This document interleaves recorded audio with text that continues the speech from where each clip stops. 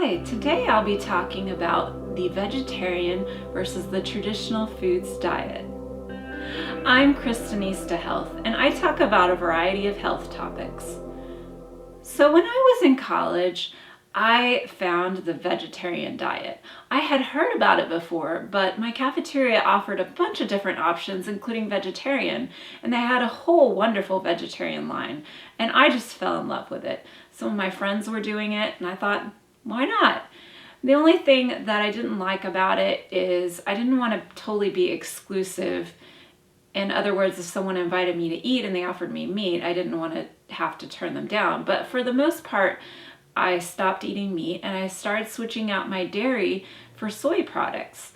And I was very excited about this. I started reading all of the cookbooks I could about vegetarian food, and I was cooking up a storm every weekend. But at the same time, I was also starting to develop many concerning symptoms. I started developing terrible gastrointestinal problems, and I was racking down the Tums and the Pepto-Bismol frequently. I always had them on hand because I was using them quite a bit. So I also started to put on the pounds. I thought it was primarily the college 15, the joke about gaining 15 pounds when you went to college. And, in the end, I'm not sure what it was, but I did gain some weight in college. I'm not exactly sure how much because I wasn't weighing myself at the time, but I was probably about a 6 or so in high school, and I went up to about a size 12. I didn't feel bad about myself. I thought I didn't look overweight or anything, but it just kind of happened. One day I was a size 10 or 12, and so I wasn't necessarily concerned about that. But after a number of years, I did have a really concerning symptom. I stopped having periods altogether.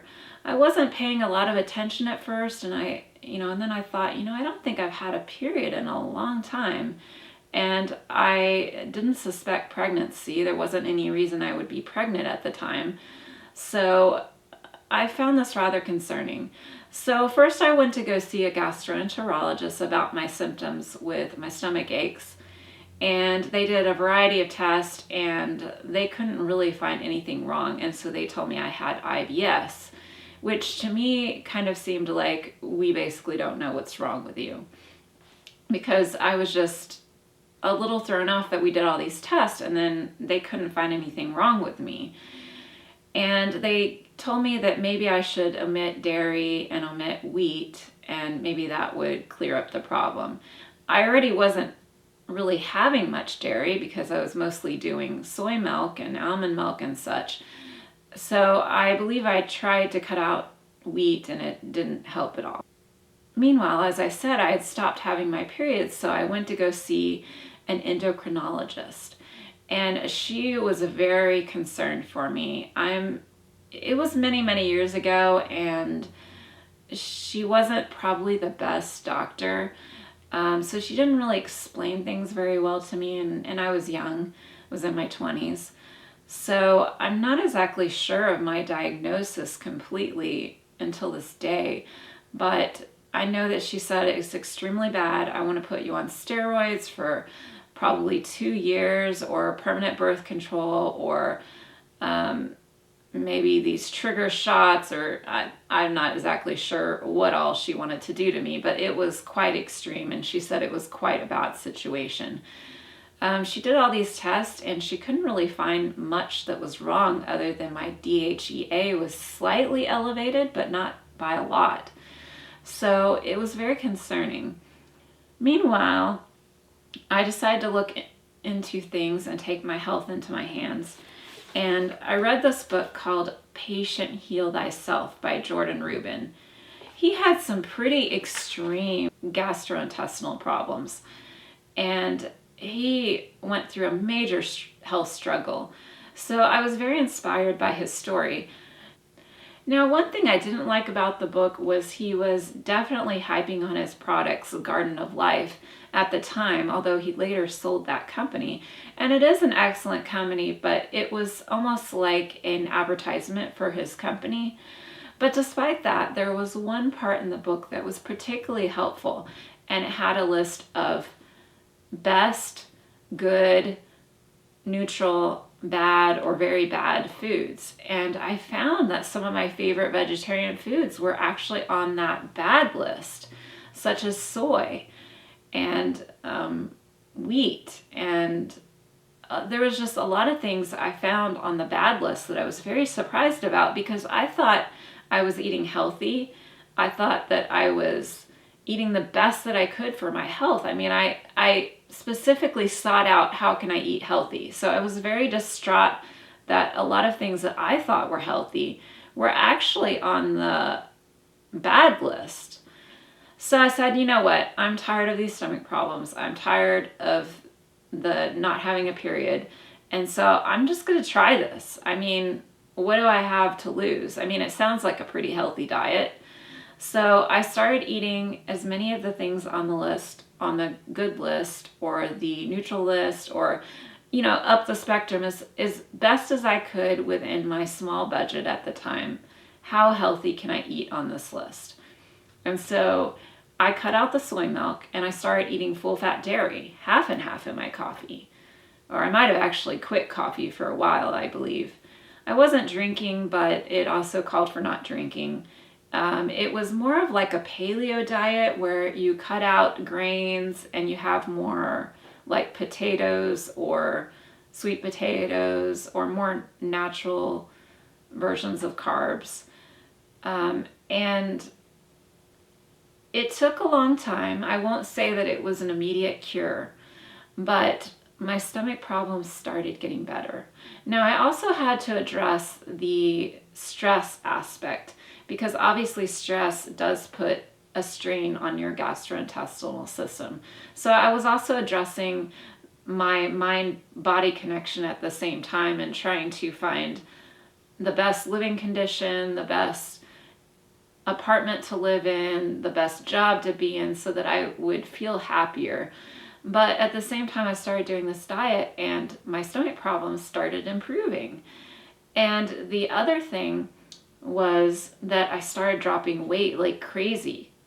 So I was up to like a size 12 and I went down to probably a size 4 or 6. And eventually I went down to a 0 or a 00. So, I mean, it was just incredible the weight loss I had, because I had always thought if you eat full fat foods, then you're going to be fat. But the strange thing was when I started eating full fat foods, I actually lost weight. And that was really surprising to me. And the other thing was I went to go see my endocrinologist and she gave me some kind of sample that was supposed to start my period again, just to see if it was going to work on me. She didn't expect it to be a permanent cure, but she wanted to just see if I would respond to this medicine. So I took that medicine, and meanwhile I was on this diet. And the amazing thing is I started having a period again, and I never had a problem again. I mean, we're talking about I had normal, regular cycles after that. So I went back to the endocrinologist and I told her, I think that my diet was able to bring back my period. And she said, oh, no. It's just the sample. That's all it is. Like, it's not possible that your diet could affect your period. And I was like, but I thought you said this was just a sample and I was going to have to be on steroids for 2 years or permanent birth control. And she just would not even listen to me at all. She just thought it was ridiculous that a diet could affect my period. But I was sold. I mean, if I just have to take one sample of a medicine and I'm cured by this diet, then, I mean, to me, that is huge. This is my story about the vegetarian versus the traditional foods diet. Now, there are many versions of the traditional foods. There might be paleo or all different types of versions, but I think it's kind of the general consensus of going back to the basics of what our ancestors would have eaten. But I believe that different diets serve different people and also different times in your life. I found out many years later that I had low ferritin, and I have to think that it might stem back to all those years that I didn't eat meat. I might be wrong about that, but I just think that as a menstruating woman, I needed meat. Now, I've heard that the vegetarian diet is excellent for instance, an older Mel, to keep him in good health, anti-aging benefits. So I don't know that there's a one-size-fits-all for the best diet for you, but maybe you need to look into all the diets and decide what's best for you. I've also tried to take a variety of good things from many diets. So take the love of vegetables from the vegetarian diet. I still love vegetables. Take the love of nourishing traditional foods from the traditional foods diet. Take the low carb from the keto diet and kind of just try to blend it together to come up with my own healthy diet. If you like this content, please subscribe and please like this video. Please tell me what diet that you follow for your health in the comments below. Thanks and have a great day.